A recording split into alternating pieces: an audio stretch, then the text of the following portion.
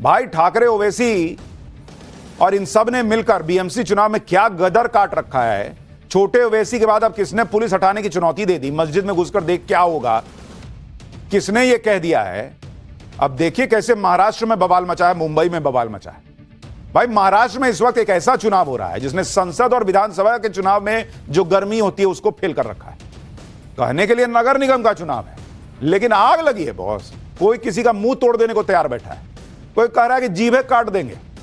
गाली चल रही है, धमकी चल रही है, ऐसे गाली धमकी चल रही है जैसे फूल बरस रहे हैं। राज ठाकरे सबसे आगे, ओवैसी ने भी गजब कहर ढाया हुआ। एक तरफ राज ठाकरे, दूसरी तरफ ओवैसी, लेकिन बाकी नेता भी पीछे नहीं है। आज चुनाव प्रचार का आखिरी दिन था, लेकिन आखिरी दिन तक कैसे ये सब नेता गदर काटे हुए हैं आप खुद देखिए। कोई नेता कह रहा है कि 32 तोड़ दूंगा, कोई कह रहा है कि जुबान काट दूंगा, कोई मंच से गाली दे रहा है, कोई मिमिक्री कर रहा है, कोई पीएम मोदी को चेतावनी दे रहा है, कोई 15 मिनट की याद दिला रहा है, कोई पाकिस्तान भेजने की बात कर रहा है, कोई कह रहा है कि बाहर निकलो तो देखें, कोई कह रहा है कि मस्जिद में आओ तो पता चल जाएगा। मतलब है सब बवाल मचा रखा है बॉस इन लोगों ने कि पब्लिक भी हैरान है कि नगर निगम का चुनाव है कि क्या है भाई। लेकिन बीएमसी का बजट भी तो 75,000 करोड़ है। लग ऐसा रहा है कि चुनाव ना हो, कोई पहलवानी अखाड़ा हो गया। खुल्लम खुल्ला ताल ठोकी जा रही है। बीएमसी के चुनाव ने कैसे गदर मचा दिया है, एक एक डिटेल बताऊंगा, दिखाऊंगा, लेकिन पहले एक ट्रेलर तो देखिए।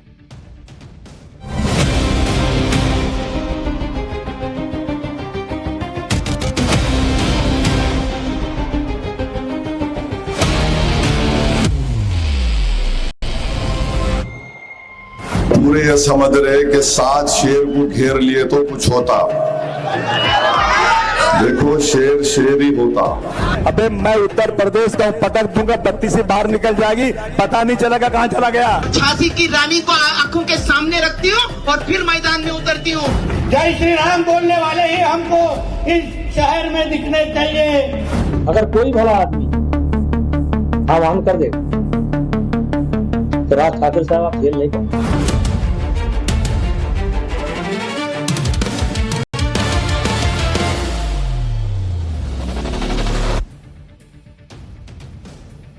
बॉस बीएमसी के चुनाव को लेकर जो तनातनी, जो गर्मी चल रही है, वही बता रही है कि इसमें कितना कुछ दांव पे लगा हुआ है। ठाकरे ब्रदर्स का पूरा फ्यूचर दांव पे लगा हुआ है। महाराष्ट्र में बीएमसी समेत 29 नगर निगमों के लिए 15 जनवरी को मतदान होना है और इसके लिए आज प्रचार का आखिरी दिन था। प्रचार के दौरान कहीं यह नहीं लगा कि यह नगर निगम का चुनाव है। एक से एक धुरंधर नेता प्रचार के लिए उतरे हुए थे। प्रचार के आखिरी दिनों में सबसे ज्यादा सुर्खियां समाजवादी पार्टी के नेता अबू आजमी ने बटोरी। अबू आजमी ने तो सीधे ओवैसी से पंगा ले लिया। सुनिए कैसे अबू आजमी ने पटक के 32 तोड़ देने की धमकी दे दी भाई ओवैसी को। सुनो नरेंद्र मोदी, देवेंद्र फडणवीस और अखिलेश यादव, मुझे भी मोम का समझ रहे हो क्या? तुम क्या अबू आसिम साहब की तरह मुझे भी मोम का समझ रहे हो क्या? तुम्हारी लौ से ये लोहा पिघल नहीं सकता।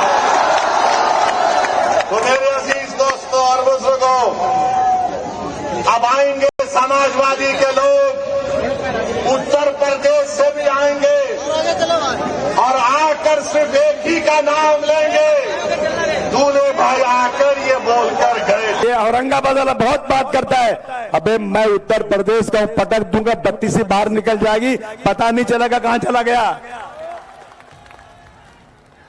एक एमपी लेके दंदनाते फिरते हो, मेरे पास 37 एमपी है। 37 एमपी की पार्टी, एक एमपी वाला पूरे देश में जाके इलेक्शन लड़ा रहा है। मेरी 37 एमपी की पार्टी नहीं लड़ाती इलेक्शन, क्योंकि ये पार्टी वोटों का बंटवारा नहीं चाहती। भाषा देख रहे हैं आप, अबू आजमी कह रहे हैं पटक के दांत तोड़ दूंगा। क्या भाषा है भाई। एक दिन पहले ही राज ठाकरे ने अन्नामलाई को गाली दे दी थी, उत्तर भारतीयों को लात मारने की बात कह रहे थे। अब खुलेआम पटक के 32 तोड़ने की बातें होने लगी हैं। ओवैसी के अलावा अबू आजमी ने नीतीश राणे के खिलाफ भी विवादित बयान दिया है।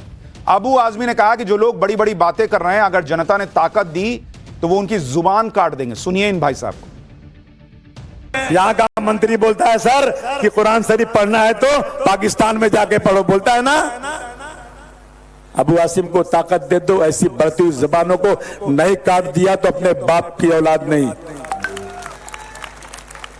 एक मंत्री है, नेपाली दिखता है, टिंगना सा है, अरे बोलता है कि मस्जिद में घुस के मुसलमानों को मारूंगा। क्या हम हिजड़े हैं, क्या मारेगा तू? इतनी ताकत तेरी है, पुलिस को हटा दे और आप मस्जिद में घुस के देख ले क्या हालत तेरी होती है। खुलेआम धमकियां दे रहे हैं समाजवादी पार्टी के लोग। इधर महाराष्ट्र सरकार में मंत्री नीतीश राणे कोई पीछे हैं। नीतीश राणे पहले भी अपने बयानों से विरोधियों में आग लगाते रहे। अब बीएमसी के मेयर को लेकर नीतीश राणे ने जो कहा उस पर भी बवाल मच गया। सुनिए नीतीश राणे। मुख्यमंत्री अगर हिंदुत्ववादी सोच के होंगे तो आपको यहाँ का मेयर भी हिंदुत्ववादी सोच का मतलब आई लव महादेव वाला ही बिठाना है, इतना मैं आपको कह के जाऊंगा। जय श्री राम बोलने वाले ही हमको इस शहर में दिखने चाहिए। बाकी सब एक कुड़ी चालू हुए लगे, बाकी सब ये सब सर तन से जुदा वाले, ये सब आई लव मोहम्मद वालों को हमको वापस उनके पाकिस्तान में बैठे हुए अब्बाओं के पास भेजना है, इधर से उनको साफ कर देना है। यानी नेता कोई भी हो बॉस, बीएमसी के चुनाव में किसी ने कसर नहीं छोड़ी है। कह रहे हैं कि सबको उठा के पाकिस्तान में अब्बा के पास भेज देंगे। तो बीएमसी का चुनाव जीतेगा तभी भेज पाइएगा, अभी क्यों नहीं भेज रहे हैं? मतलब सब अपने अपने हिसाब से नैरेटिव बना रहे हैं भाई। बड़ी लड़ाई तो मुस्लिम वोटों के लिए चल रही है, क्योंकि ओवैसी पूरी ताकत से लगे हैं कि मुस्लिम वोटों में सेंध लगा दें। असदुद्दीन ओवैसी के साथ अकबरुद्दीन ओवैसी भी महाराष्ट्र में प्रचार कर रहा है। ओवैसी बीएमसी चुनाव के जरिए खुद को मुसलमानों का सबसे बड़ा नेता के तौर पर स्थापित कर रहा है। आप देखिए ओवैसी की प्लानिंग क्या है।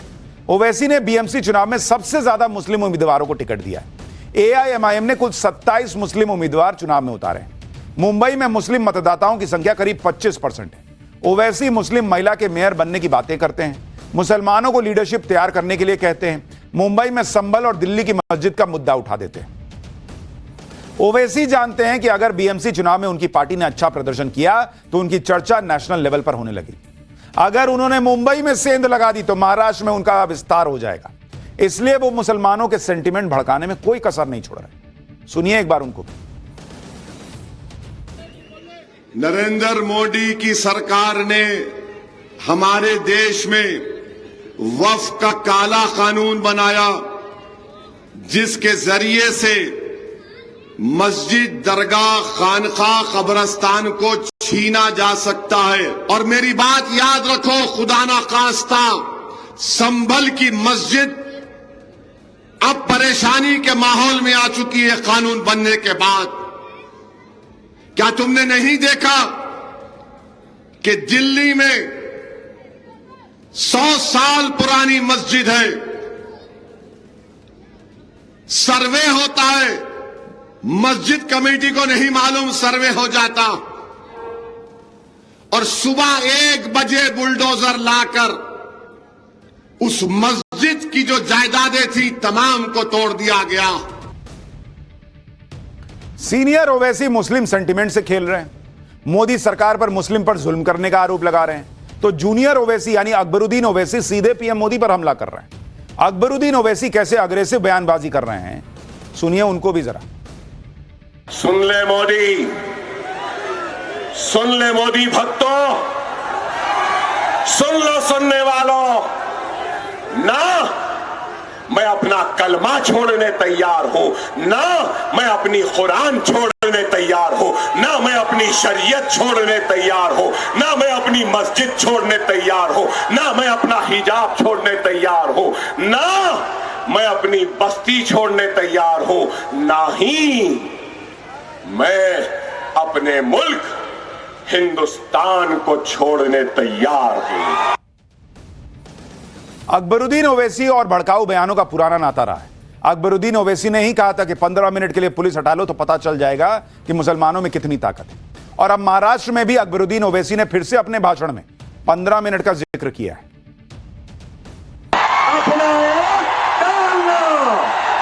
डालेंगे ना, 15 मिनट निकालेंगे ना, वोट डालने के लिए 15 मिनट निकालेंगे ना, 15 को मजलिस को कामयाब कर रहे।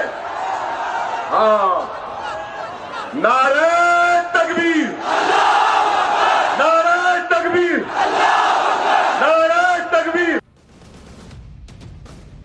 बीएमसी चुनाव प्रचार खत्म होने से पहले सारी लाइमलाइट अबू आजमी, नितेश राणे और ओवैसी लेकर चले गए। इधर ठाकरे भाई भी विवादित बयान देने में पीछे थोड़े ही हैं।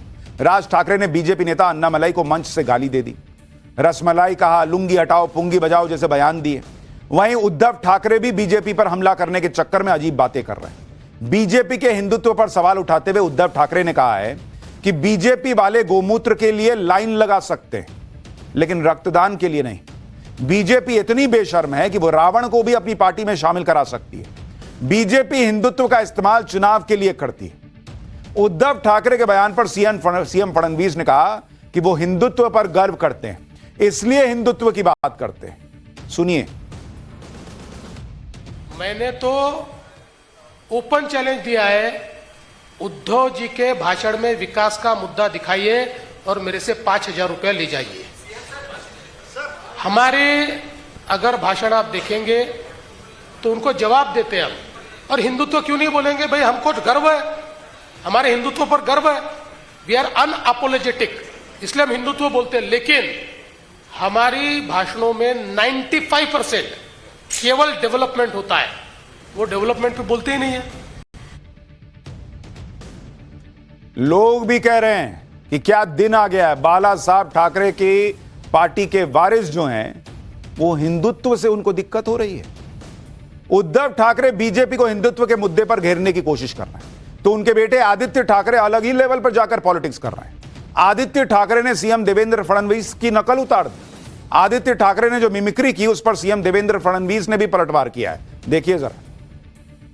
आमची मुंबईमध्ये सत्ता येणार आणि सत्ता आल्यानंतर अध्यक्ष महोदय, मोदी साहेब, आम्ही इथून बांगलादेशला काढणार, ये जलवा है मेरा, मैं आऊंगा। आता काही लोकांनी काल माझीच नक्कल केली। मला मजा येते कोणी माझी नक्कल केली तर, मला आवडतं, मला काय प्रॉब्लेम नाही आहे। पण त्यांना हे समजायला पाहिजे, अरे नक्कल करता करता काकाच्या पक्षाची काय स्थिती झाली। उद्धव ठाकरे हो या उनके बेटे आदित्य ठाकरे हो, वो हिंदुत्व को लेकर बीजेपी पर अटैक कर रहे हैं और उत्तर भारत के नौजवान राज ठाकरे से मिलने चले गए।